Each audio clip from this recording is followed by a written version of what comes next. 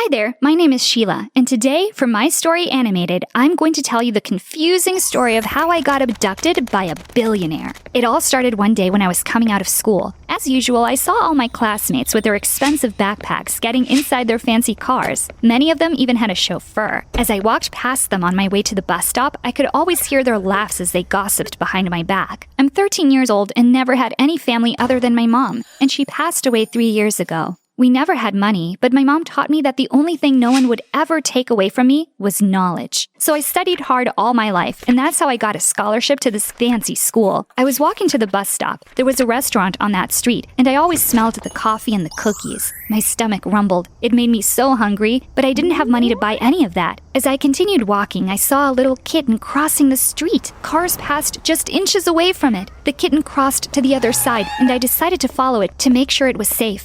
I followed it for a couple of blocks until it turned into an alley and hid inside a trash bin. Well, I thought at least it would be safe there, so I turned around to leave, and that's when I saw a black car parked at the end of the alley. There was a man outside leaning against the car, dressed as a chauffeur, and inside, on the back seat, I saw a man and a woman kissing. I learned to mind my own business a long time ago, so I kept on walking. I arrived at the bus stop, and after a moment, the car appeared at full speed and stopped abruptly inches away from me. I realized it was the same car as before, just seconds before I heard a door opening and someone pushing me inside onto the back seat. As the car sped up again, I looked at the man sitting next to me. It was actually a handsome older man, around 40 I guessed. He looked at me seriously, but his gaze looked tired and lost. It didn't make me scared, he was somewhat mysterious. And then he asked sharply, "What do you want?" And that brought me back to reality. "I don't understand," I said. It was true. "What do you want in exchange for keeping the secret?" he asked. "What secret?" I asked. He got closer to me and scanned me from head to toes. "I see," he said.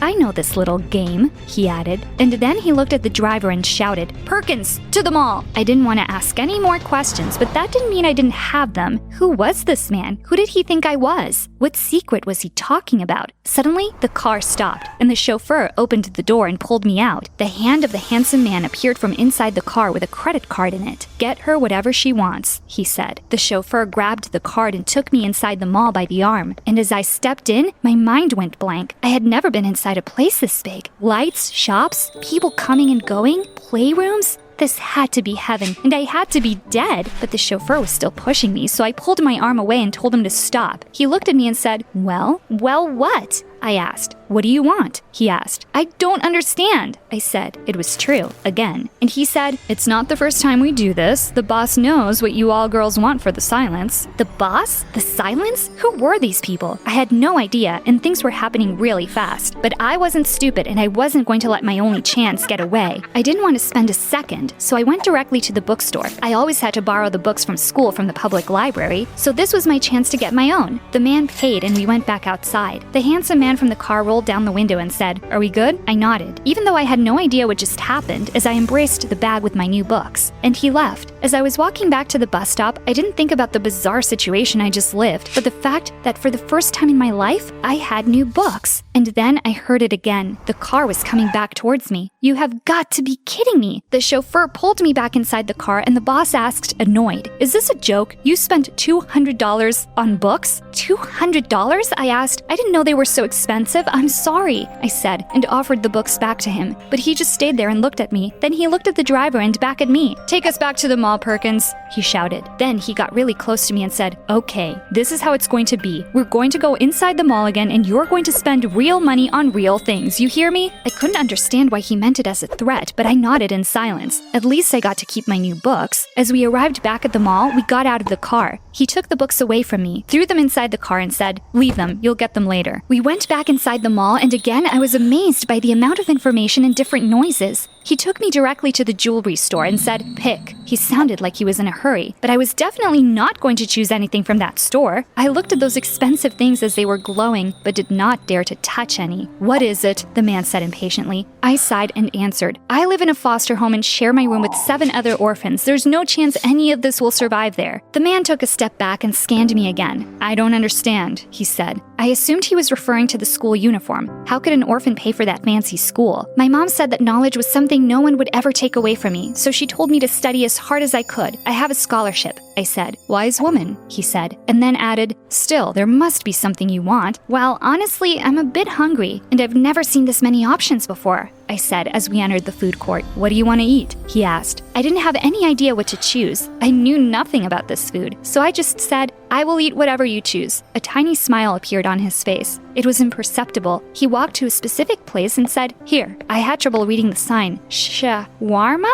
I said. Best in town, he added. I smiled as I saw him eating that strange food. He didn't look at all like that angry man from before, and he was right. The food was amazing. After we finished, we continued to walk through the mall. I was stunned with all that merchandise in the different stores. We passed in front of a place that had neon lights everywhere, and the music sounded loud. There were mostly kids inside. They all looked like they were having fun. What's this? I asked. You've never seen a video game salon before? He replied. I denied in silence, still dazzled with all that. How do you play this? I asked. He looked around and hesitated. Then he said, I don't know. We got inside. He bought some special coins to put in the machines and gave them to me. I walked to the first game I saw. It was a shooting game. I put the coins in the machine and lifted the gun. He looked at me in silence. But a few moments later, as he saw how much I sucked at the game, he almost ripped the gun out of my hand and said, No, you're missing everything. He then started to shoot at everything with an ability that was not human. I stood there watching him play. It was so much fun. This was in fact a very strange man. After a while, the screen showed the words, Congratulations, you've won, and he gave the gun back to me. That's how it's done, he said. I looked at the screen and said, Look, 2 players. He hesitated again, but then agreed. We started playing the game together, and we lost track of time. You're getting really good at this, he said. After we won a hard fight against the opponent, we even high-fived. He continued to buy coins, and we were there for a couple of hours. When we left the mall, it was already dark. Well, I said,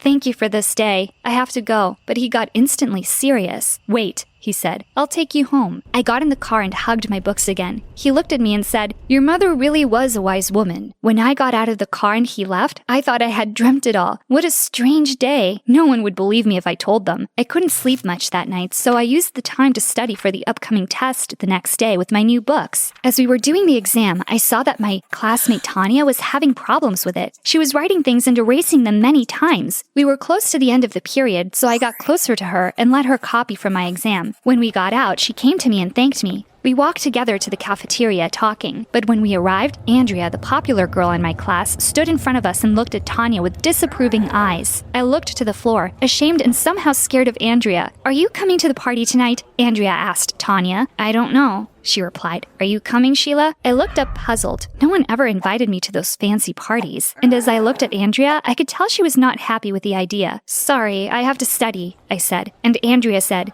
See, she's not interested in hanging with us. She's a smart girl. But Tanya said, She is smart and she saved my life today. I think I'll study tonight too. Andrea's jaw dropped. She was clearly indignated. She took my new books away from me and said, Oh, right. Smart Sheila and her new books. I wonder where you got the money to buy them. Andrea, stop it, Tanya said. She took the books from her and gave them back to me. Why are you being such a jerk? She added. I was amazed at how Tanya stood up for me. I was such a chicken. I could never stand up for myself. But Andrea took it even further. She grabbed my shirt and ripped its pocket. I was in so much trouble now. I didn't have the money to buy a new shirt. I rushed to the bathroom to cry. Tanya got inside after me and told me not to pay attention to her. She said that Andrea was miserable and that I didn't deserve what she was doing. As I was walking to the bus stop after school, the handsome old man stopped by with his fancy car. I was crying, and I hated when other people saw me cry. He realized anyway and asked me what was wrong. Damn it! I tried to cover my face, but he got out of the car and grabbed me by my shoulders. He looked at my ripped shirt. What happened? He said. Nothing, I slipped.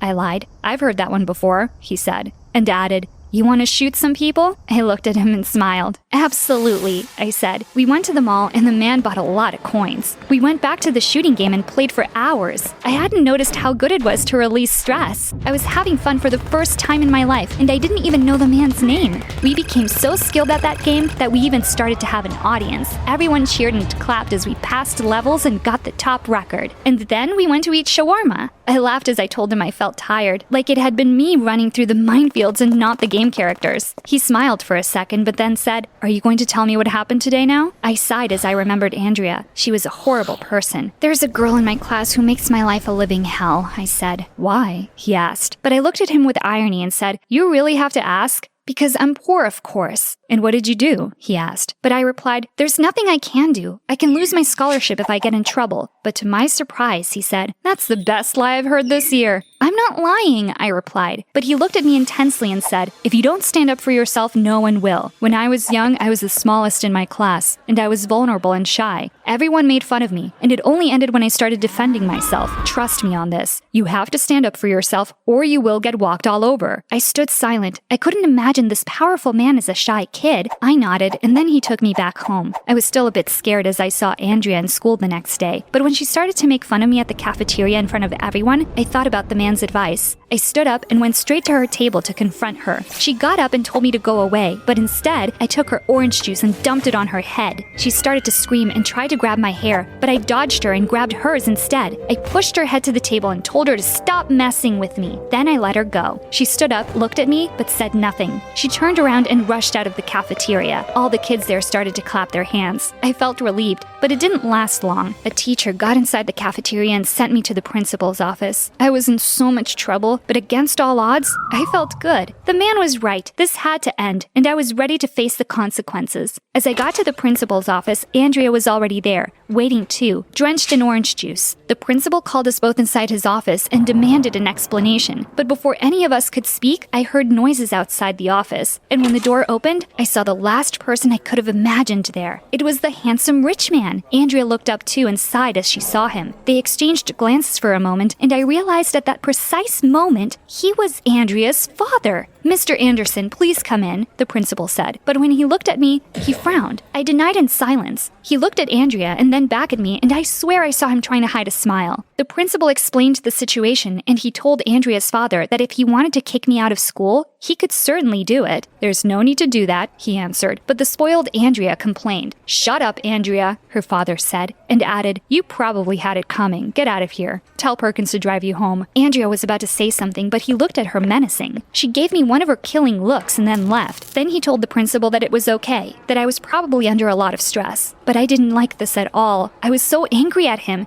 He was a hypocrite. He was Andrea's father. I stood up and said, I don't need you to defend me. I must stand up for myself, remember? The man stood silent, surprised. I looked at the principal and said, I'm sorry for what I did. I take full responsibility. Andrea had been bothering me for years and I got fed up, but I understand this wasn't the best way to react. Do with me whatever you think is right. Excuse me. And I left. I went to my locker and grabbed my new books. If I was going to be kicked out of school, at least I would take them with me. I walked to the bus stop crying. I didn't want to see the man, but I kind of hoped he would appear, but he didn't. I let 3 buses pass, but he never showed up. I wanted to see him. I demanded an explanation, but when the 4th bus came, I got in and went home feeling like the loneliest person in the world. I didn't get much sleep that night, and when I woke up the next morning, I felt terribly sick. Perhaps it was me being a chicken again. I didn't want to go back to school ever again. The director of the foster home called the school and told them I was sick. I stayed home for the next 3 days, wondering if I had dreamt everything after all. Andrea's father seemed like 2 completely different men. He was so kind with me and so mean to his own daughter. I couldn't understand. On the 3rd day, they told me I had a visitor. When I got up to see who it was, I found Mr. Anderson at the door. I was still mad at him, but I was relieved to see him, I have to admit. We went to the garden and sat on a bench. He told me he was sorry for not coming to see me sooner. He wanted to make some arrangements first. What arrangements? I asked, and he said, adoption arrangements. What? I looked at him in silence. I was stunned. He said, you don't need the scholarship anymore. If you agree, of course. I thought for a moment. I don't want to be Andrea's sister, I said. Well, perhaps I was being overdramatic. I know, but he laughed. I said, don't laugh. I'm still mad at you. You can't solve everything with money. He got instantly serious and said, I know. I had a talk with Andrea last night. I didn't realize what a terrible father I'd been until I met you. You reminded me of what having a good time means, and I felt guilty that I wasn't sharing that with her. You taught me what it means to be a father, and I want to continue doing it with both of you. Wow, the man gave really good speeches. I smiled. I don't even know your full name, I said. And he answered, and I don't know yours, but we have the rest of our lives to get to know each other.